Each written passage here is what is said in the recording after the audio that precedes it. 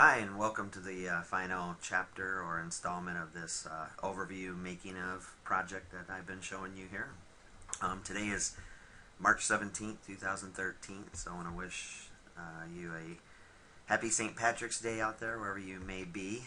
Um, let's dive right in and take a look at this now. So, if I zoom out, you can see it from far away where it's at. You can see all the details and, what it ended up being. There's a few more things I'm going to do with the sky and branches, and I'll kind of walk through that, but otherwise the majority of this is done. I'm going to zoom in, show some areas, talk about some final steps I do, and we'll wrap this up. So, as you can see over here in the layers, palette or menu, there's quite a few layers. I'm not even sure how many. It looks like there's a good 15 layers here, and if I toggle on and off some of those, you can see what effect they have on certain areas of the painting. And some of them are fully opaque, and some have transparency to them. But as mentioned in previous videos, I'm constantly working on new layers and adjusting the opacity just to get that textural richness that I'm looking for. So let me zoom in. So if you get in here, this is 100%, and we move around, you can start to see the details of various areas. And there's some things that, obviously, as an artist, I'm sure you guys feel the same about your own work. It's never really done until someone rips the pen out of my hand. I can see many things I would go in and probably work on until the end of time, but at some point you want to call it finished and move on to the next challenge. But this is where I'm at for this one. I'm fairly happy with it. Even as many of these as I've done, I'm always learning new techniques, new tips, that I teach myself, do's and don'ts, and you find ways of doing things that are simpler. You find ways that are doing things that are more aesthetically pleasing. You're constantly teaching yourself, and I think that's what's awesome about art. We never grow complacent. We never grow satisfied, and I think it's always wanting to learn something new, whether it's paint a new subject matter or learn a new technique or continue to push our skills so that we can do it faster or better, is what makes us keep coming back. So for this one of the final steps I'll do, and I'll create it here and I'll just kind of show you, I made a new layer, and I've got my values and I've got texture and everything looks, trees look like trees, etc.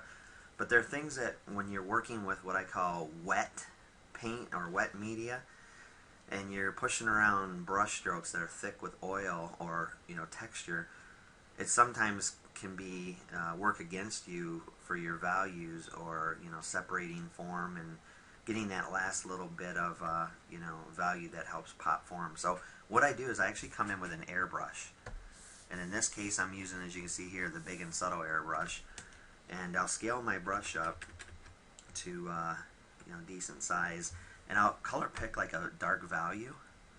And because I'm on a new layer, I'll go in and I'll just start to find areas that could benefit from darkening a bit. And I'm very careful when I do this because I don't want it to come out to be too soft. And if I do start doing that, I'll erase it out or I'll add texture on top of it.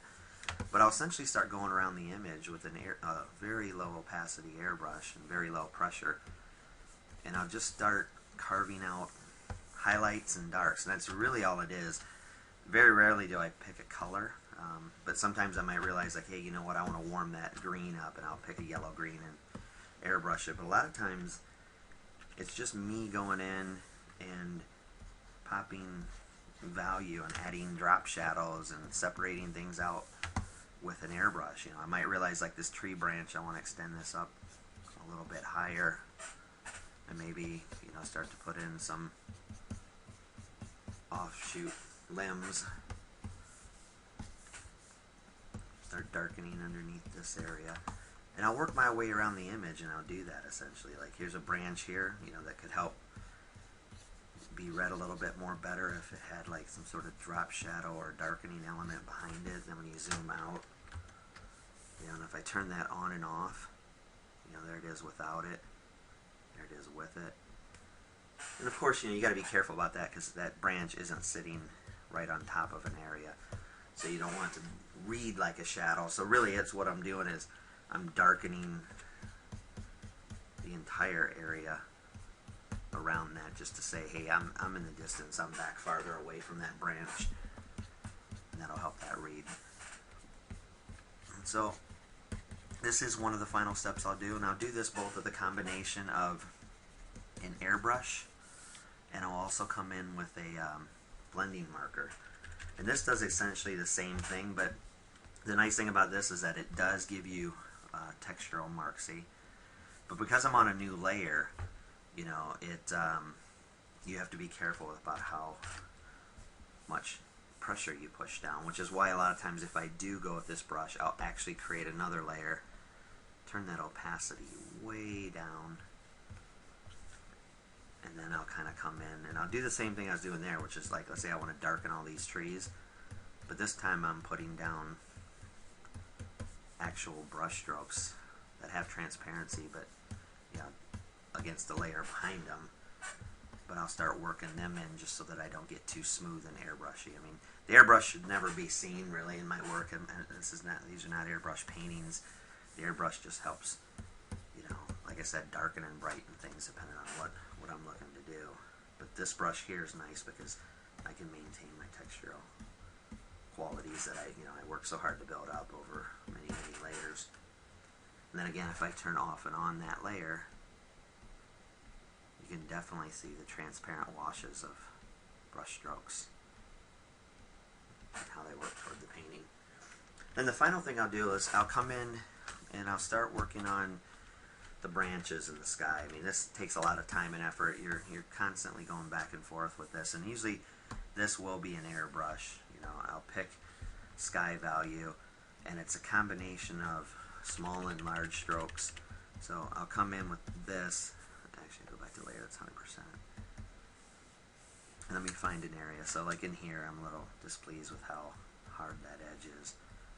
And sometimes the thickness of these branches isn't quite what I want. So I'm working my way around, and I'm not only painting the dappled light that's coming through the transparency of the leaves, but I'm knocking back branches. And if I do knock back the branches into brighter so they kind of fade into the white sky, I'll just airbrush over top of the whole branch very lightly, and that'll help push that back. And I'll run around the painting just watching, looking, seeing what catches my eye, what values are not working, what areas are too bright. And like here, you can see this area right in here is just solid, almost like blue-black, and that wasn't my intention. So in this case, I am color picking some of that brighter green, and I'm actually brushing in some of that brighter green right into that dark area I just pointed out, just to kind of give something. And then I'll come back with a white. I might knock that down a little bit, or add some areas where the sky is showing through the leaves. And I'll just kind of work that back and forth. These areas as well, wherever I see like edges that just quite are a little bit too hard or harsh and not what I was looking for, I'll go in and I'll soften. I might even make little secondary light holes throughout the image that just, again, help that foliage read like, there's a lot of little leaves that make up this, and light's just scattering through them all over the painting. And so that pretty much wraps it up. Hopefully, this was a good overview. That's all this was intended to be. I didn't get in all the little details.